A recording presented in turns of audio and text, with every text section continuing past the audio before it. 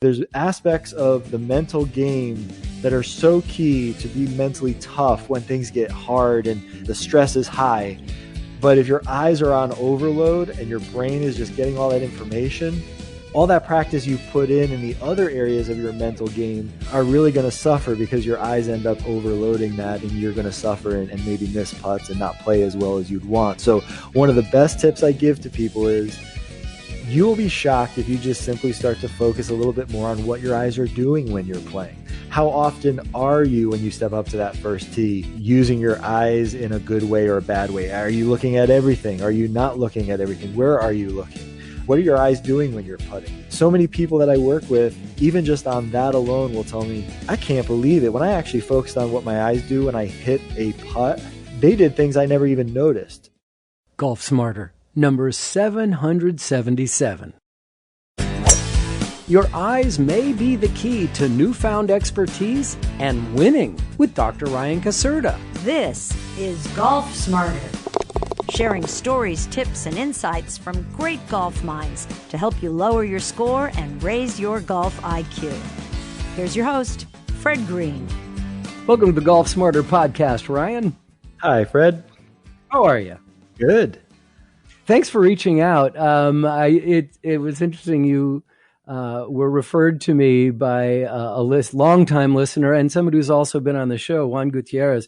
And Juan, he was a listener for a long time, and then one day he wrote me, he goes, wow, I won the Golf World Hall of Fame putting championship. I'm like, wait, I thought you were just a listener guy. It's like, that's really special. So he was on the show. That's episode 495, which will be on Golf Smarter Mulligans at some point. But how do you know Ryan, and what influence did you have on him becoming a putting champion? Yeah, so Juan reached out to me when he was working to compete in that World Golf Putting Championship. And when he came out to see me, he told me, my goal is to win the World Golf Putting Championship. And I've been working with a ton of putting coaches, working on my technique. But you provide an area that I think could really help my putting. And it's all based on training the eyes, which I've never trained before. So I wanted to see if I could come work with you. So I had a really good time working with him. We worked on the putting program, and after he had that training, obviously had gone off and then won the championship, which was so exciting. And it just happened to be where I had moved away from Orlando down to Lakewood Ranch, and I was at the grocery store with my family, and I bumped into him, and come to find out, we now live just about 5 minutes from each other. So it's great to be able to catch back up with him. And of course, when I saw him, it was great to hear that he was still putting well and still using his eyes in the correct way to make as many putts as he could. Oh, that's great. No, it's kind of amusing to me that we have broken down so many different parts of the body with fitness experts. And we've even, I remember talking to one teacher on a show, and they said, I knew Tiger wasn't going to win that event because of his jaw. I'm like, what? The tension in his jaw. I can see it when he was putting. He had too much tension. There was no way he was going to make the putt. So I'm like, okay, there's a different part of the body we haven't discussed. Well, this is interesting because we've never discussed how your eyes impact your golf game. Absolutely. And, I was always an athlete first. And so trying to make my life as a professional athlete, I was always trying to train to improve every area of my game. But this was one area that I never trained. And of course, when I didn't make my life as a professional athlete and I went back to figure out why, I always was intrigued by what athletes said about seeing the ball early, or comments that they would make related to their eyes. And so as I started studying the science, the science is very clear what areas need to be trained to be an expert. And one area is in the perceptual skills and your eyes. So this is an area that's largely left untrained. And so it was nice to be able to start to really dig into the science and develop training that people can actually do to improve that part of their game. And it makes a huge impact to the results. And we'll talk more about that, I'm sure. Yeah. I even made a comment to a friend the other day. I was really struggling on the greens. And I said, right now, the hole is about as big as a squirrel's nostril for me. I mean, I could not hit the cup no matter what. And now you're telling me it's because of my eyes? Yeah, so many of my clients have said to me after I've told them the information, they've said, I can't believe it. The last round I played, I missed every putt a cup right. I hit a lot of pushes that day. Mm-hmm. And I went back to the putting green and I was working on my technique, and still I can't fix it. It seems like that's not making the difference. And then when I explained to them how their eyes impact not only their mind, but the physical side of their game, then they realized that the correction was not a technical fix. It was actually a fix that had to come to the eyes. The eyes were causing that mistake. And I have a great story that I just love to share with you. I know you've had great stories on your show, so hopefully this one will be one that your listeners will enjoy. You know, I worked with a client that was referred to me by another junior client. The fathers, when they're out there at the tournaments, often talk to each other. And when this junior golfer came to me, he had said, you know, he'd been playing for a lot of years and was ranked very high in the junior golf world, but had never won a golf tournament in his entire life. And his coach felt like his swing was so perfect, there was nothing he could do to make his swing any better. So, you know, he thought, well, you work with a friend of mine, maybe I can come see you and you can work with me on my putting.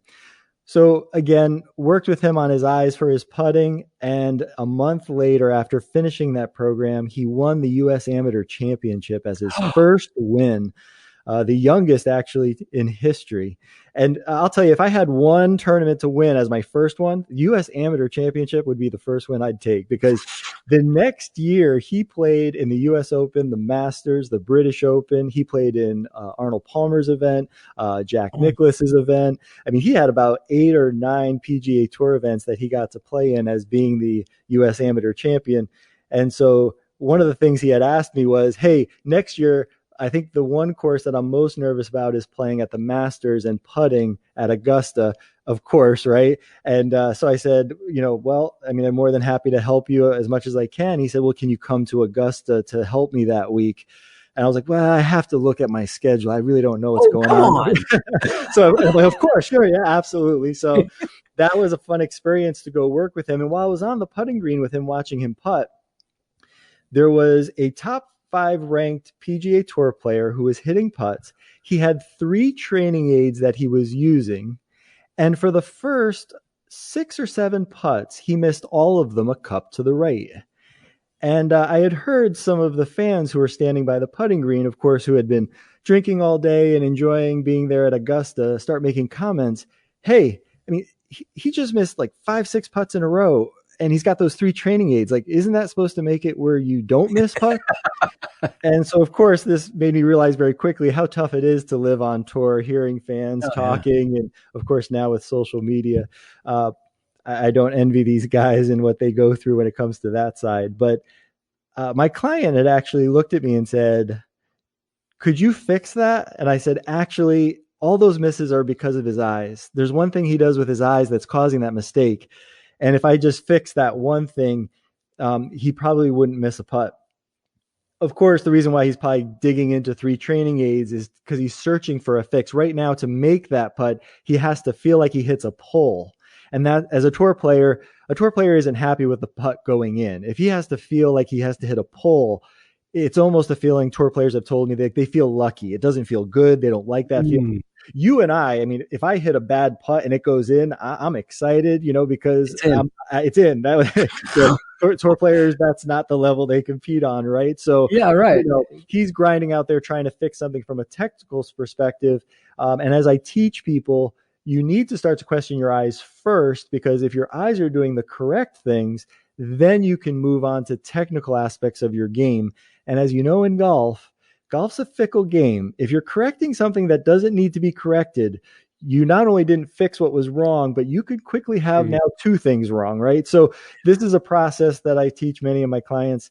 And of course, my USAM champion said to me, please don't go over there and say anything, because, you know, I'd really love to be the lowest USAM champion and be there in the room, maybe even wearing a green jacket. And I don't need him having any other edge. He's already good enough at the game, you know, because this was a top 5 ranked player. So yeah, it was a very interesting experience over these years to learn all of this. And it's just exciting to be able to share that knowledge and expertise, like you say, raising the golfer's IQ. I really love that with your podcast. And hopefully this will be a way to raise the IQ in a different sort of way. EYEQ. Yeah. Raising the IQ. Yes, exactly. Yeah, that's good. Okay, now this is a complete aside, which I'm really good at. But first of all, aren't you going to tell us the name of that guy? The top 5? Yeah, no, I don't. I usually do not discuss any Okay, of fine. that, and protect. But I'm not asking golfers. I'm not asking who the U.S. Am champ was. I'm asking who the guy is you were talking about. Okay, that's fine. Second question. You were saying if you're going to win one event, U.S. amateur champion, amateurs don't make any money. How is this kid traveling all over the world, going to these golf tournaments and paying for his room and everything else with no purses in his, right? I mean, Exactly. Yeah, that's one of those things where for the junior side and the amateur side, I can't even imagine the expense that some of the families take on to travel to all these AJGA events. I've seen many of them travel. It's really a commitment, as it is in many other sports. You know, my kids have competed and a little bit in gymnastics, and you see what those kids go through for competing across the nation.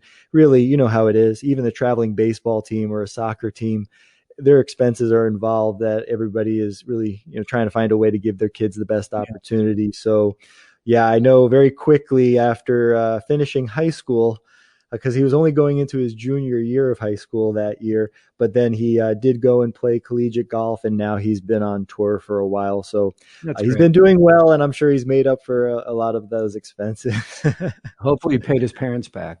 That would be something that, that would be impressive. Winning is one thing, but paying your parents back for all that time, that's impressive. We're talking to Dr. Ryan Caserta of RyanCaserta.com. It's Caserta. Ryan is Ryan. RyanCaserta.com, and we're going to find out more about how he's going to help our putting by using our eyes more effectively. And we'll do that right after this.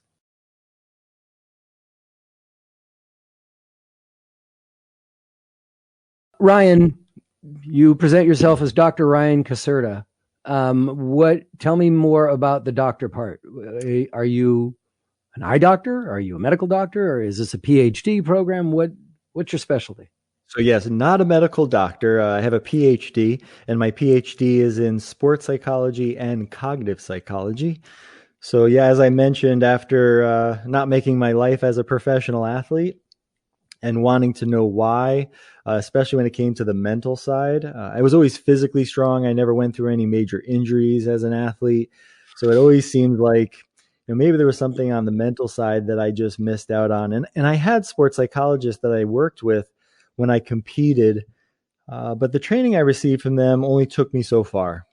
Mm-hmm. So for me, and golf and tennis were my two main sports. I actually had won a smaller junior golf tournament locally, but my dad was a pro tennis player. So I joked that I was gently shoved into tennis, and that was an area that I really did love. And so, I trained here in Florida at one of the top tennis academies where, Pete Sampras and Jennifer Capriati and a lot of the greats were training. And so in watching them over the years, and especially like hearing Agassi talk about, it was a good match today, and I was seeing the ball really early, and he was done in like 45 minutes, 0-1. And there I am, I'm losing first round, and I'm thinking, okay, he's one of the best returners in the game, and he's seeing it early. What is he seeing that I'm not seeing? I'm staring right at the tennis ball. So how is he seeing something earlier than I'm seeing? And so that's where, when I got into grad school, while my PhD, my master's and my PhD program in sports psychology are training you in all the traditional aspects of sports psychology, probably much of what your listeners already understand, those sports psych 101 areas of goal setting and confidence and how you develop motivation and all those aspects, imagery. I learned about all of that in the classroom, but very quickly wanted to focus my research line in on this area of expertise with perceptual skills. And that's what I focused in on for those years of grad school. Okay. Oh, that makes a lot more sense. I like that.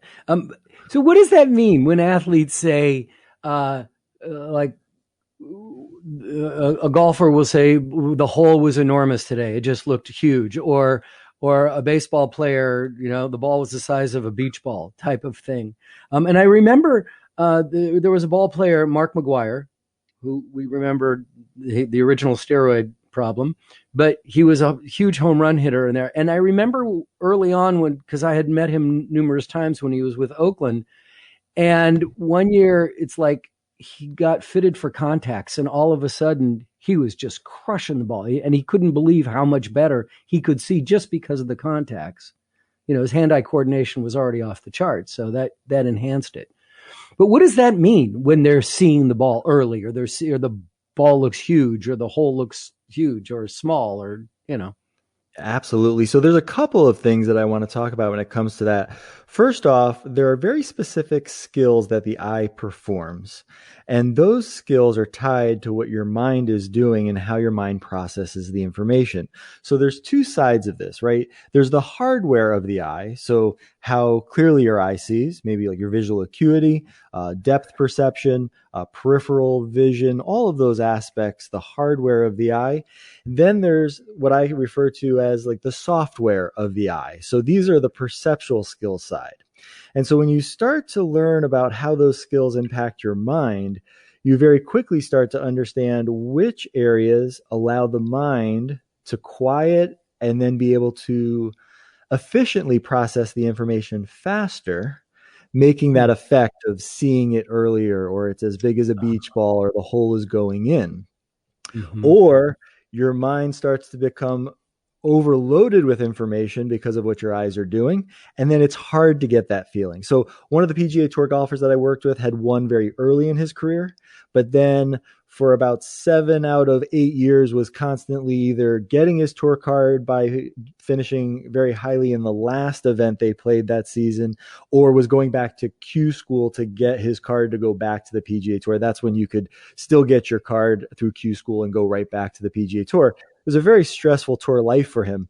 And when I had worked with him, one of the best feedback I ever got was that the feeling he had when he was using his eyes correctly was the exact feeling he had when he won early in his career. It was that feeling like it was easy, that feeling of like being in the zone. And so that zone, or finding that flow state, is very much tied to your eyes. So science kind of shows us this.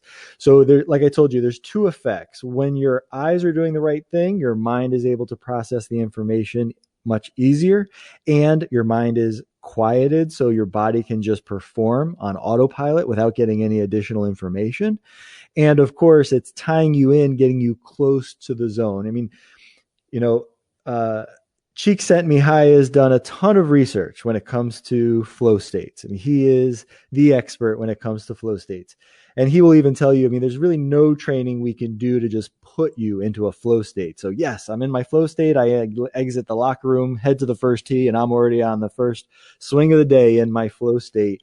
But we've found ways, and especially through training perceptual skills, to get you where you're right there next to the edge. And wouldn't you rather be sitting on the edge so then you can fall into that flow state and zone as you play, than being very far from it and not knowing where it is or how to find it? So one of the things I like to explain to people to give them an understanding of how impactful your eyes truly are to your mind is this. So attention is the building blocks of everything your brain does. The way it works is this. Attention is the building blocks to your working memory, and then working memory is the building blocks to everything else. So reasoning, language, executive functioning, long-term memory, everything else that your brain does. So when you think about it, when it all starts, the bedrock being attention, what's going to be the biggest contributor to attention? It's going to be information that comes through your eyes. Your eyes play a big role in your attentional processes. The other thing is, information that comes through your eyes reaches every region of your brain. And that's not true for all your other senses. So if you were just to hear something, like you're hearing me talk right now, that goes to a very specific region of your brain where the brain processes that, but it doesn't activate or reach all the regions of the brain. So the way the visual information works is like this. The information that you see coming through your eyes goes to the back of your brain, to the occipital lobe. And that's where the visual cortex is located. And the visual cortex is taking all of that light and turning that into a picture. So that information, once it's a picture, it actually travels simultaneously through the dorsal and ventral streams. This is the top and the sides of your brain to the front of your brain. And in that frontal cortex, that's where you're making decisions and planning and deciding what to do. From that point, the information then travels to the top of your brain to the motor cortex and premotor cortex, where the information goes down your spinal cord to your body so your body can make a reaction. So when you think of the fact that that visual information had to travel to the back, around the side and top to the front of your brain, and then back into the middle, down to your body, I mean, literally touches every portion of your brain. And you're probably not going to be surprised to hear this. Your eyes then are responsible for nearly 90% of all cognitive processing. So when you think of all of these factors and how much a role your eyes play in affecting your mind, you can see why they become so vital to be trained and trained correctly to be able to not only optimize your mind, but then in turn optimize your performance once you get on the golf course.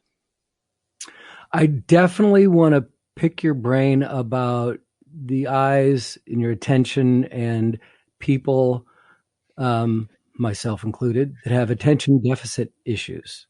And we're going to talk about that after this.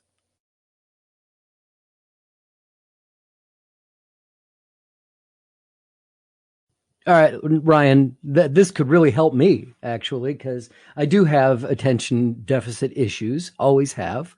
And it wasn't until my youngest son was diagnosed with these issues that I went, oh, wait a minute. That sounds really familiar. It's like, that's my problem? So I'm just curious because, nothing gets by my kid. He hears multiple conversations going on at a time. And I know that I've noticed everything in the room and things behind me all the time. My eyes are, constantly moving. So people who have attention deficit issues, how does this study of yours and this work of yours, how does that get impacted? Well, I'll tell you up front, like I said, I'm not a clinical psychologist and not a medical doctor, so I lay no claim to the expertise of being able to tell you exactly what will happen with regards to attention deficit disorder. But you're the doctor on call right now. So, but yes, making sure that I don't have the psych police calling me up, since I am not a licensed psychologist to be treating attention deficit disorder. However, this is one of the areas that experts differ when it comes to other people. They truly understand what areas are the most important areas that they need to attend to with their attention. And they really do avoid a lot of excessive eye movements. Because you have to understand, like I told you, the eye performs many skills. And the movement of the eye most typically is called a saccade. That saccade, the term means to jump. All of my French golfers know it because it's a French term, and the actual term means to jump. So I guess maybe that's the only or a few French words that I know. But the saccade, to jump, your eye, if you were to see it, it would actually be jumping to different targets. So every time your eye moves to a different target, it sends information to the brain for the brain to process. The more movement, the more information. And as you know, this is where the brain can start to get overloaded. If you're overloading your brain with too much information, your body is not going to be able to repeat the technique you've worked so hard to ingrain. And I know some people are not huge fans of muscle memory, but if we even just use the term like automaticity, right? Your body just becomes almost attuned with the ability to repeat that motor pattern in an automatic way. It knows how to do that in a sense that if you start giving it too much information, it's going to affect the timing and rhythm of things, right? And so this is why I tell people, if you question your eyes first, if you're doing the correct skills with your eyes, your mind will be in a place where that wouldn't have affected the outcome of the stroke. Then you can purely, let's say for putting, you could purely say, hey, I just aimed to the wrong spot, or I didn't read enough break. That that I didn't see enough break and I need to play more break next time. But changing those things before you first understand how your eyes are making an impact in that process obviously is pretty important. So I would tell you, again, not as a licensed clinical psychologist, I would tell you one of the things you can start to do, and we'll talk about this as we go through the areas that experts actually are better when it comes to the eyes. I can give you a few tips on what you can do to try to start using some of this immediately and see if it helps to kind of get you a little bit more focused and not distracted so much when you're out there on the course. Okay, good. Well, listen, like I said, your name starts with doctor. So if we were out on the golf course, I would say, "Hey, doc, my leg hurts. What's up?" So, you're going to have to give up opinions anyway. All of my PGA Tour clients have told me, you cannot use sports psychology in your title. You are not a sports psychology consultant or a sports psychologist. And I said to them, well, why do you say that? They said, well, because when everybody thinks of sports psychology, they do not think of this. This is not sports psychology. They think of all the other things. Or people think of the Happy Gilmore part of sports psychology. Think happy thoughts, So, and I say to them, well, I have training in all of that. And this is now an extension. The field of sports psychology is getting into many more advanced areas of the science, and how we train is getting different.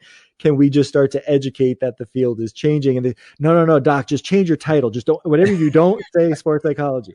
That brings up some things that, some of the guys out here, we don't really like that very much. Okay, well, if you come up with a good title, you can tell me what title I should use. That's great. That's great. All right. Well, right there on your homepage at ryancaserta.com, you have get my top 5 list, the ways experts use their eyes. I want to pick that apart with you, if you don't mind. Yeah, absolutely. Let's start with the first one. So experts quickly recognize sport-specific patterns much better than novices. So whether you're playing a dynamic sport like football, for example, or even a self-paced sport like golf, experts are able to recall patterns that they've seen before, either through practice or on film or in a tournament they've played before. So if you're playing at Augusta year after year, they're able to kind of recall some of these things they've seen and the patterns that happen to be able to make better decisions in key moments when they're competing, right? Mm-hmm. So, think about it for football, right? Every week, guys are in the video room watching video. They got to watch film on the next team they're playing to be able to see all these patterns. And so very quickly, there's parts of the eyes and perceptual skills specifically that we can train to enhance the ability to see those patterns. And so once you start to get those areas trained, then what you're able to do is pick up on them faster. And this actually helps you, again, like I said, to make better decisions and react faster. So I've had football players that I've worked with who are going through the NFL Combine, and they're working so hard to be able to get their bench press and their 40-yard dash times up. And I tell them, hey, if you run a really fast 40, does that help you get drafted? And they say, oh, absolutely. Yeah, definitely. I said, well, how about this?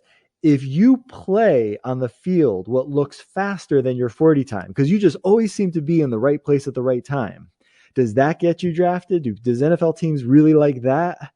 Yeah, they do. Everybody gets that north-south head nod going, right? So, and I tell them, well, here's the thing. When you can see and make the decisions faster, but not only are they fast, but they're accurate, you will always find yourself in the right place at the right time, and you will look faster than your 40 time. And I guarantee you, and every NFL team will want that. So, of course, in the beginning, the quarterbacks, the wide receivers, they're like, oh, this is a guy who's going to teach us about eye stuff. This is for me. The many linebackers and some of the linemen, they're thinking, yeah, I guess this is just for those other guys. But as soon as I start to explain to them some of these concepts, they very quickly realize, oh, yeah, no, this is for all of us. We all need to be doing this. But specifically for the golfers, again, there's definitely things out there that tour players are doing that give them an advantage to understand what they've seen before and how they can pick up on those patterns more quickly so they don't fall into a trap and end up shooting a bigger score maybe on a hole. So that would be the first one. Let me ask you something. Yeah. I'm sorry to interrupt, but it just brings to mind this phenomenal TV series that was on recently, Queen's Gambit. And don't miss it. Okay. Highly recommend it. because it's all about patterns. It's about chess. And the main character sees these patterns all the time. Like she just keeps seeing these patterns. And that is chess, right? It's patterns. It's recognizing the patterns over and over again. And like people who are chess crazy people, they're like, oh, that's one of those moves. Oh, that's that start. You know, I mean, like these are all logged and they've been discussing them ad nauseum forever. Is that similar to this? Is chess one of those things that you see the patterns and you recognize patterns? Oh, yes. In the expertise literature, there's a lot of research looking at chess players and master level chess players. Yes, absolutely. Dr. Anders Ericsson has literally been the preeminent expert in the field of expertise. Unfortunately, I was very saddened to hear that he had passed just a couple of years ago. He was very influential in my research career. He was a professor at Florida State University. And of course, I did my PhD down the road at the University of Florida. And so a lot of people think, well, oh, you know, those Gators and Seminoles, they don't get along at all. But when it came to our labs in sports psychology and also in cognitive psychology, because a lot of this research and expertise comes out of that area of cognitive psychology, you know, we worked so closely together and he had a big impact on my career, and very grateful to the research he has provided us over the years. And so, yes, he has looked at it, and many have looked at how in all of these different areas, not just sport, but chess and other areas of expertise, how those play an impact. And yeah, pattern recognition is a huge thing in chess. Absolutely. Wow. All right. We're going to get to number 2 after we hear this.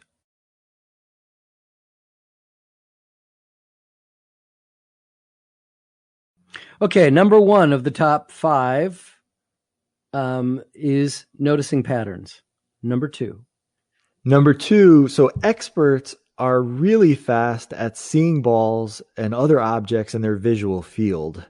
So they're so fast at picking up on those objects. And so if you think about, I want to use baseball and tennis as an example, you know, a batter that's able to pick up a ball that comes out of the hand earlier, you know, tennis players that can see that ball being struck off of the opponent's racket, coming off the strings, you know, their ability to be able to see it earlier. But there's another part of this that people don't understand.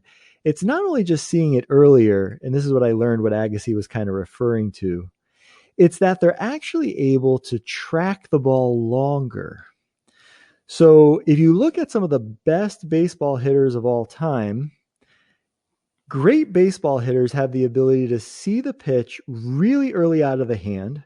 This is something I've trained with baseball players, to be able to know what pitch is coming even before it leaves the hand.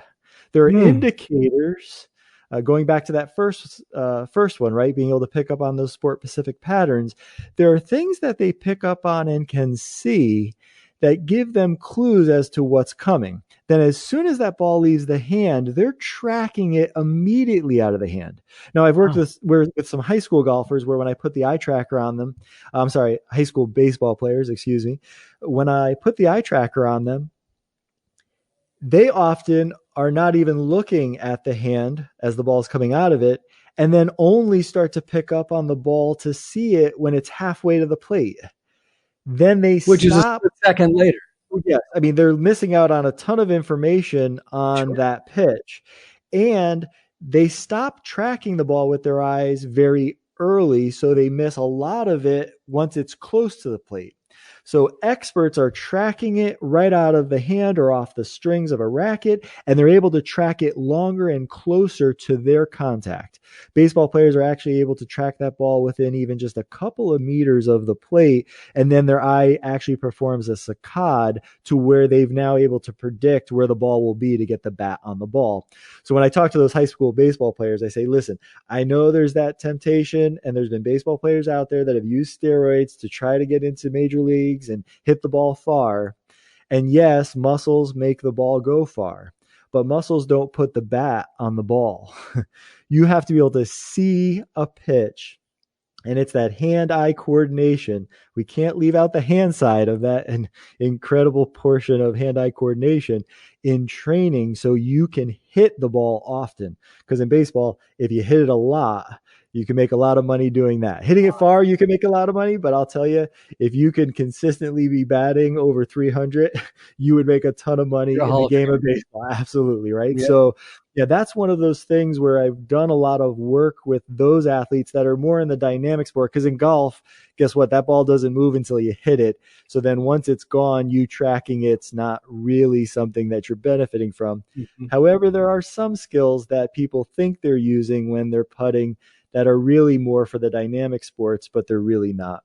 But anyway, I will just tell you that, yeah, for baseball players, it is amazing to think that the stitches just being colored red compared to the ball white. And I don't have the history to truly know. I need to really look this up. Who really is responsible for inventing the ball?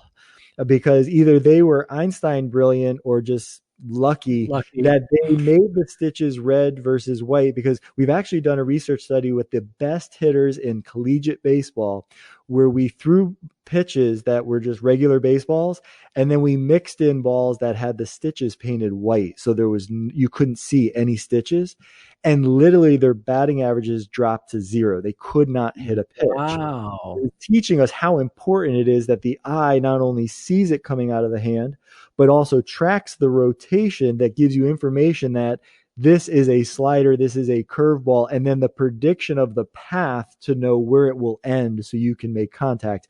When you think of the complexity of all of it, as I talk about it, it's almost like, okay, wow, there's just so much science and it's so complex. And they're doing it in split seconds that it almost seems like it's impossible to do. And many people would say, oh yeah, there's just no way you could train that in someone. And I can tell you it is absolutely trainable. That's the good news. And I've actually had baseball players, I've seen this, where they've put them in batting cages where they'll shoot out of a ball machine tennis balls, and they'll maybe put colored dots on those tennis balls or a letter drawn on that different quadrants of the ball. I mean, the same letter or the same color. And those tennis balls being shot out over the plate at 150 miles an hour, some of the best hitters in Major League Baseball can not only call the correct color, but the letter that's on the ball before it crosses the plate. Wow. So if you think of how long they're tracking it to be able to pick up on the information, if you can do that with a tennis ball being shot at you at 150 miles an hour, a 90 plus mile per hour fastball or 92 mile per hour slider, maybe even harder to hit. Those seem like they're in slow motion. And getting back to your earlier thought of how is it where it looks like a beach ball or they see it so well? Well, these are part of the components of what makes that happen. Interesting. Well, they talk about a lot is that, this kid was a great hitter in the minors and stuff. He just cannot hit the breaking ball. Is that just because he's not looking at it? He's not following the ball as it comes in and then starts to drop? Right. Well, think about that. As you get to a higher level of the game gets faster. Everybody says that, right? Well, high school to college, the game got faster. From college to the pros, the game got faster in many sports, right? Sure. And what happens is it gets more complex. The pitches get more complex. So, right, if you were getting away with maybe some poor perceptual skills and you didn't even know they needed to be trained and you weren't training them, maybe you were able with some other technical skills that were just superior than other people and other ways that you were able to get around missing some of those key information. When the game gets faster, you can't get by with it. You can't get by without having it, is what I'm trying to say. And really, that's where, as we start to grow, people who are getting better and really developing those areas of expertise, it's really going to help them to be able to keep up with the speed as it changes. Amazing. Let's get to number 3. Absolutely. And we're going to get back to golf because I know a lot of people here are listening to golf. So the third one gets back to what I was mentioning to you earlier. So experts really avoid excessive eye movements. They are really focusing in on the most relevant information, and they're really able to get most accurate information from those relevant kind of zones where they're picking up on things.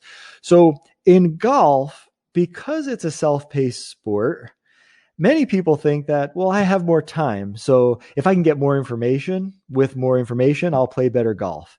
And this is not always the case. And many of your listeners may have even already realized this and done this, where they try to get more information or they try to go out and learn more things and they apply it and maybe it doesn't help. Or they're on the green and they heard, if I read the putt from the high side and the low side and from the hole to the ball and the ball to the hole, and then I walk it off and I do all of these things, then man, I've just, I get all that information. I can read a putt better and I'll make more putts. Well, this again is not always the case, because as I told you, more information, more eye movements will increase the amount of cognitive processing, and then your mind is overloaded. And if you haven't learned some of the key eye skills that can help to quiet the mind, I would even argue, even if you do know some of the specific skills on how to quiet your mind, if you are using your eyes and moving them too much, you will ramp up cognitive processing to the point where those other areas won't help you. And I'm telling you, there's aspects of the mental game that are so key to be able to, get you in the right emotional states and, be mentally tough when things get hard and that, the stress is high. You could have certain thoughts and ways of thinking and using breathing to really control a lot of that.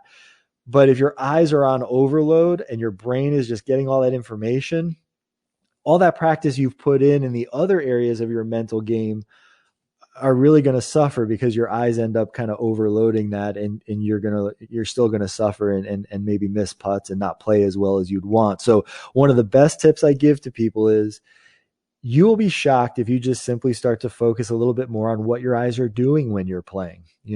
How often are you, when you step up to that first tee, using your eyes in a good way or a bad way? Are you looking at everything? Are you not looking at everything? Where are you looking?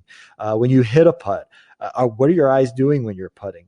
So many people that I work with, even just on that alone, will tell me, I can't believe it. When I actually focused on what my eyes do when I hit a putt, they did things I never even noticed. And they'll ask me, like, how did I not notice that? I mean, I'm looking out my eyes. You would think you would know everything your eyes are looking at.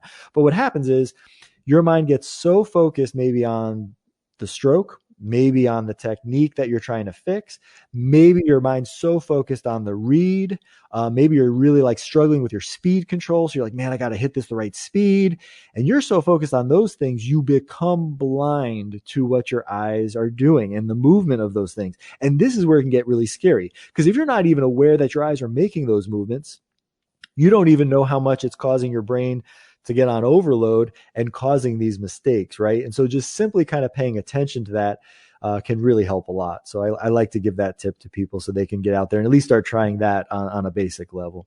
Absolutely. So I'm curious though, how do we avoid the excessive eye movement? Yeah, that's a really good question. I mean, it's like, okay, that's going on. Okay, doc, stop it. How? So we definitely either need to do another podcast on all of that, or, because that's a pretty extensive topic. Or the good news is I finally found a way to put all of that training that I've done for 20 years with golfers, where I had to do it face to face. I finally figured out a way to be able to put all of that into an online platform where people can then go and learn that themselves without me being there. And of course, I'm always here. They can reach out to me, and I'm here to give advice and to tweak and to fine tune and help them through the process. But it's kind of nice to finally get to a place where people are like, okay, really, how do I do that? Well, there's so many aspects of perception that need to all come together that it's not even like I could tell you, well, just go do this one thing and that'll be the end all be all to fix it, because that's been sort of the flaw even in the research that's already been out there when it comes to the eyes and training them. And so the program that I developed is so funny. The term I use is that it's an impact program. And people just think, oh, is that about the swing and the impact of the ball, or is it that makes an impact on my game? And I'm like, actually, no, it's an acronym, and it stands for Individualized Multidimensional Perceptual and Cognitive Training. And then they immediately turn to me and say, now I know why you just call it the impact training, impact program, because I don't even, that's a lot of big words, and I'm not sure I even understood what half of them meant. So yeah, obviously there's a very individualized way that people need to train their eyes. No golfer I've worked with is the same, right? I mean, Tiger Woods is on the other end of the spectrum from Jack Nicklaus when it comes to their eyes and putting. both excellent putters, great pressure putters. Jack is probably one of the best pressure putters in the game. When you see Tiger making that putt on 18 out there at La Jolla to force a playoff on one knee and the pain, I mean, you just know that kind of pressure putting capability is something that's amazing. Well, you just can't be on farther ends of the spectrum when the science of perceptual skills for the two of them. And so this is where, for me, bringing in multiple factors that all train together and being able to get it individualized, this is how I've been able to get people to maximize their expertise and really get to the potential that they've always felt like they had in them. So it's been an exciting process to learn. Awesome. All right. We're going to go over the last 2 of the 5 points. But first, let's find out what's happening this week on the Golf Smarter Mulligans podcast. There was a period between 2009 to 2016 that we experimented with Golf Smarter to be available in a members-only format, where some episodes were only available behind a paywall and not open to the public. Now, I would do a long interview with someone and break it up into 2 episodes, and the second being for members only. This is one of those episodes. In our second consecutive week with John Novasel of Tour Tempo, we went deeper into the impact of tempo, covering the short game and putting. Here's a taste. We found out the problem with golf is the full swing is 3-1. And the short game, we're talking pitching, chipping, bunker game, even approach shots, depending on whether you're a pro or you're an amateur, can be 2-1. And when you see a guy scull a sand wedge in the bunker, what happens is he's probably way too fast coming down. And he's probably doing the 3-1 coming down. When you're in the bunker, it almost feels like gravity's bringing the club down just about. When Tiger's doing his best, he'll be 16-8. Brian Gay, we just timed him, he was about 21-10. There's also some other people that have been involved in really tracking the putting, and they've done thousands of putts, and they all end up being 2-1. That's episode 93 of Golf Smarter Mulligans, featuring John Novasel of TourTempo.com, being released this Friday. Now, as an ex-drummer, I always remembered the rhythm provided by the Tour Tempo player, now available in an app, and was so happy to listen to it again, because getting back to that 3-1 ratio this past weekend on the course made a big difference in my ball flight and the results. Both Golf Smarter and Golf Smarter Mulligans are free and available wherever you get your podcasts. Please subscribe to both, and when you do, you'll be notified immediately when a brand new episode of either has downloaded to your favorite app. Ryan, I find this absolutely fascinating. It is something that I just would never have considered, that all this work that I'm doing, all these things, that the problem I'm having all along is probably with my eyes, and I'd be much better at what I do on the golf course if I understood this stuff better. So I'm really excited that we've met and that we're talking about this. And so let's get to number 4 of the 5. All right. So number 4, experts not only know where to look, we've kind of talked about this already with the other first 3 areas, but with deliberate practice, they have the ability to accurately predict what will happen almost before it happens. And so this has to deal with their levels of situational awareness. The situational awareness was not something that was researched in the sports world. It was a lot of things that was used with the military, and specifically military fighter pilots. As some of you may know, the last 10 years, I've had the honor and the privilege to work with our Special Operations Command and our SOF forces. So Navy SEALs and Green Beret and many of those special operation forces that do so much for us. And, it's so interesting just to see what they do and the research that is in situational awareness that applies not only to pilots, but even to our ground force guys that are going in and doing some really amazing things for our country. We've learned that when athletes can train these 3 areas of situational awareness, they get to a point where not only do they get information from the right areas, but then they understand the patterns of those situations, and they start to get to a place where they truly then know that the only thing that can happen next is a very few options, and they're able to predict to act very quickly.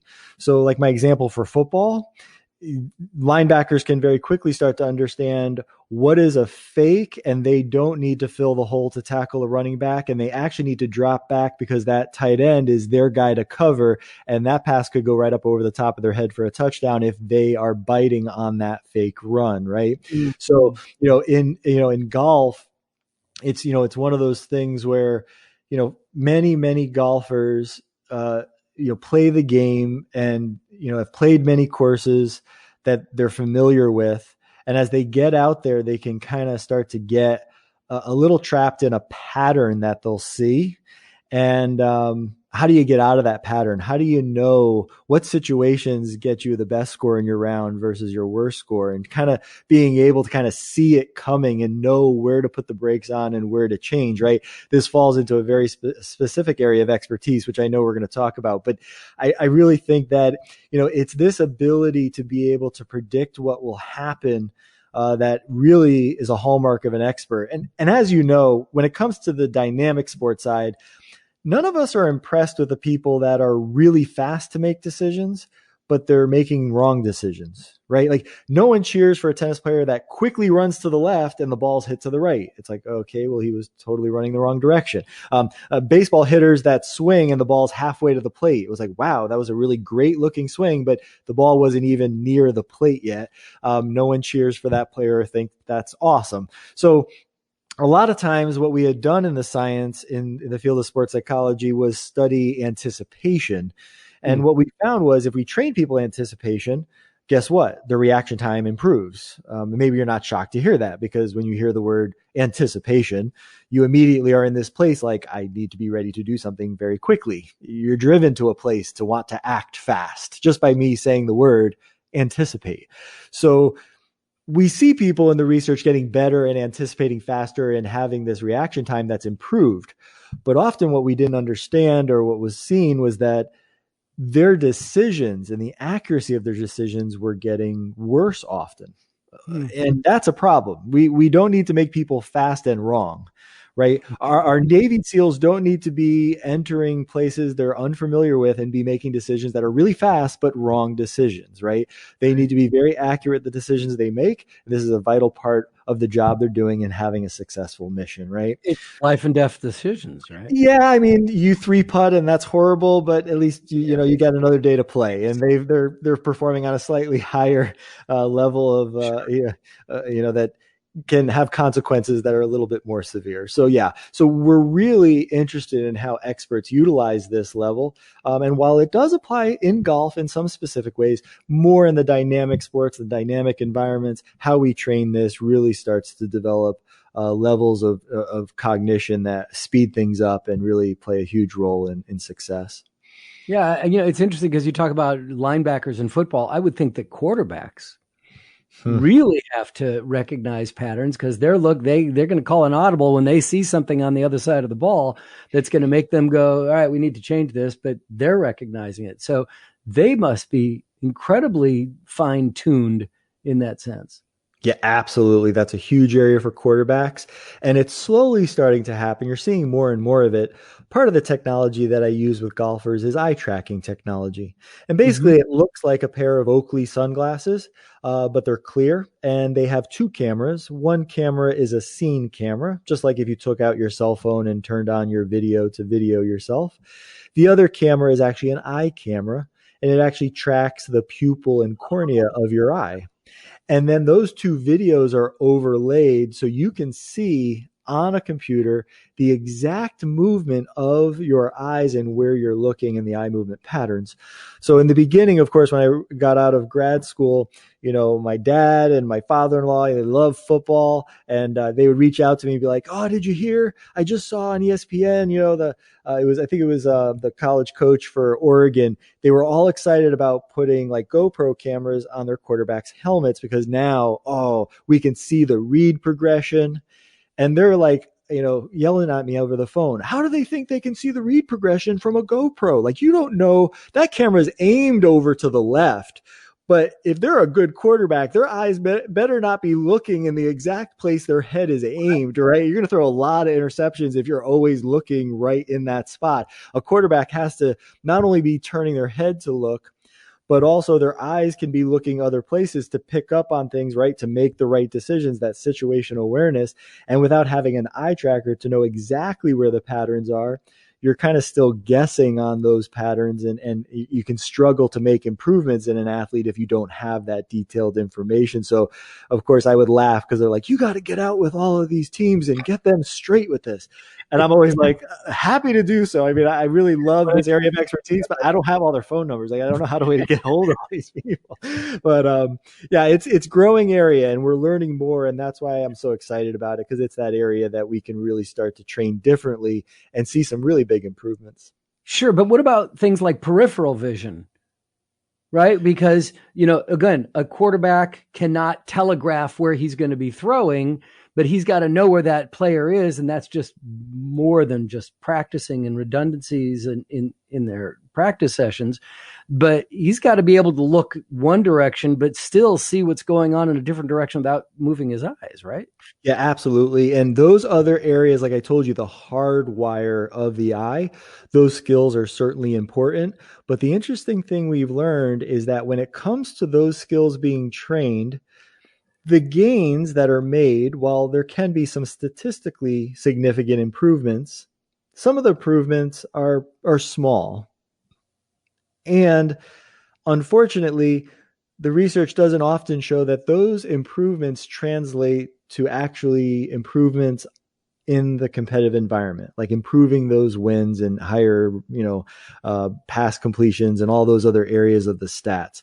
What we've learned in the science is that it's really these software of the eyes, the perceptual skills, that increase how your brain processes the information. Because yes, is the periphery important? Absolutely. But it's what your brain is doing with it and processing it that allows your body to perform consistently. And so it's a layered approach, but we're starting to fine tune which are getting you the best benefits and translating to actual success on the field or on the golf course. Because the bottom line is this: as an athlete, you only have so many hours in the day to practice. And if you're practicing things that doesn't translate to you shooting a better score in golf, I would argue, while it may be fun or you might enjoy it, you really could be practicing in a better way. And if you're doing things that will translate to you shooting a better score, ultimately that's going to get you where you want to go faster and avoid a lot of slumps and frustration that can really deter you from actually pushing to get better. Great. You know what? I'm going to skip number 5. Oh. And that's because if the listener is that interested, they're going to go to ryancaserta.com and click on it to find out what number 5 is. Not that I'm not interested, because I'm going to ask you as soon as we stop recording, but I think that we want to create an opportunity for people to go and check out your website.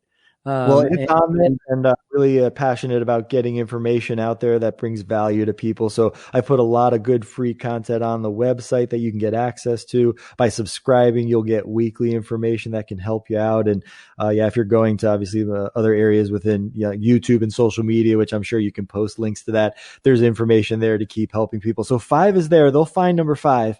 But I'll tell you, if we can talk quickly about the 5 areas that are critical to be an expert, there are things in those 5 areas that directly tie to number 5. So they'll get this, and then they'll go to number 5, and they'll be able to understand how it all ties together. Okay, go ahead. All right. So when I got to grad school and I was trying to figure out expertise, and like I told you, I wanted to know the development of expertise and how we maintain it when it matters the most. The science was very clear on 5 areas that have to be trained to become an expert. And if you're lacking in any of these areas, it just keeps you from being able to maximize your potential and get to higher levels of expertise. So the first skill, and you may be able to guess this one pretty easily, are physical skills. So physical skills will encompass things like power, strength, speed, agility, mobility, flexibility, all those areas in the physical domain that are so key to sport. Now, as you know, depending on the sport you play, what you need to train in that domain is going to be very different depending on the sport you play. And even in the sport you play, football as an example, how a wide receiver trains those skills will look differently than an offensive lineman and what they need to be able to do their sport specific job. So one of the things I tell people all the time is when it comes to the game of golf, there's a very specific way that you can train in the physical domain to be better. I'm not an expert in that area, so I can't give you all of those areas, but finding those resources online, and there's some great resources to be able to understand how you train in that area. And specifically, again, it has to be individualized to you, because I can tell you personally, I am not flexible. I've been adding yoga to my life in the last 6 months. I'm not a flexible person. I'm working on it, but there are some people that have a ton of flexibility. But if I just do a workout program and I don't know exactly how that workout program will affect certain areas of my flexibility or my strength, there may be someone who is doing a program that's making them more flexible, and that's not what they need, right? And so getting very specific, deliberate practice, I can't tell you how important that deliberate practice is really vital. So physical skills are the first one. Mm-hmm. Then the second one are technical skills. And so I would argue that the technical skills for golf are the most difficult. It's the most technically demanding sport, in my opinion, only because when you think about the full swing, you think about the short game and all the different shots you have to be able to hit within the short game, and even putting. I mean, Ben Hogan's great quote is that, golf and putting, they're not even the same game, right? They're in two different worlds. One's played in the air, the other one's played on the ground, right? And so, when you think of all the things you have to be able to do, and you have to be able to do all of them, right? You can't tag in a teammate to hit that fairway bunker shot if you're not good at fairway bunker shots. I mean, you've got to be able to hit all those shots and be able to do it. I mean, it's like that idea. Tag team golf. Oh, that's a scramble. Okay, never mind. Yeah. If you've got to scramble, then yes, your playing partner can bail you out. Hopefully you've got a good scratch player on you, so the last guy to hit can hit one good and close. But yeah, that's one of those things where the technical side, being able to know what you need to train and have that person that can keep raising your level of expertise when it comes to the technical side, really critical. All right, the third area is tactical skills, and that encompasses all of the strategy and kind of course management. And as you know, I mean, that's on the mental side of the game. I mean, you can drop so many strokes just from improving your course management. If you work on that side, I mean, yes, hit the ball 50 yards further, that could be great. Distance is great, but you don't have to hit it 50 yards farther to shoot a better score. You can just improve your strategy and course management, and definitely improve your game that way. Great. So that one's a huge one. The fourth one are emotional skills. And let me tell you, this encompasses two areas. One is the emotional regulation. So how do you deal with the ups and downs from a round, week after week, month after month? How do you handle that? I mean, how mentally tough are you to kind of deal with those? And as you know, the game of golf can be an emotional roller coaster, even in one round, right? So the other side are the psychological skills. And as I mentioned to you, in sports psychology, those are kind of the sports psych 101 areas that encompass things like motivation and confidence and imagery and using goal setting. And if you actually train those areas correctly, that can enhance your emotional states. So that's a key area that you obviously have to train. Now, the fifth area I leave to last, and of course, now we're getting toward the end of the podcast, so maybe you've already guessed that I've left my area for last. But yeah, that fifth area of perceptual skills is the one area that when you think of it, it's the one area that we really haven't had any deliberate practice. The other four areas we've had decades, I would even say centuries of training to improve those. But maybe you didn't even know how much your eyes impacted your mind or your game until you listened. And maybe you didn't even think that that was an area that could be trained or needed to be trained. But the perceptual skills are so important because just the simple math, if you're not training that area, you've left 20% of your potential on the table. I mean, you're literally robbing yourself of the expertise in the other areas because, I mean, think about it, how the eyes, as we talked earlier, affect cognitive processing, how efficiently you're processing the information, how that translates to the repeatability and automaticity of that motor pattern you've worked so hard to create. if you're not doing the right things with your eyes, then you're impacting the other areas of your expertise. So I would argue you could be robbing yourself of upwards of 30, maybe even 40% of the expertise that's in you if you haven't learned to control your eyes and use them in the correct way. So I just like to tell people those 5 areas because I wish I knew of all 5 when I was competing, and really being able to kind of assess yourself. Where am I when it comes to these 5 areas? What ways can I improve my game? You may realize that some of those areas you might want to focus in on more. And doing it in a deliberate way is truly the way to get there. So let's recap real quickly. RyanCaserta.com, Caserta, RyanCaserta.com. And how about finding you on YouTube? Where would we do that? YouTube is Sport Expertise Consulting. That's my company. You can go on YouTube and find it. And What about Facebook? Facebook is Sport Expertise Consulting as well. And what about Instagram? Instagram is my name. You can go on Instagram to Dr. Ryan Caserta, and you'll be able to find me on Instagram as well. And what are we gonna find when we go to Facebook, Instagram, and YouTube? And I was going to say, the good news is if you just go to RyanCaserta.com, all those links are in the bottom of the website. There's an easy way to get to me. And like I said, between the website and as you subscribe, you'll get access to that information. But I'm really trying to post more and more within Instagram and the social media. Again, I'm older, so I'm not a whiz when it comes to this whole social media game. But I'm realizing more and more how I can provide things that I know that really people really should get added to their game and learn from. So more and more each week, I'm just adding as much content as I can to help people out. And that's a way to really be able to reach out there and start applying some new things.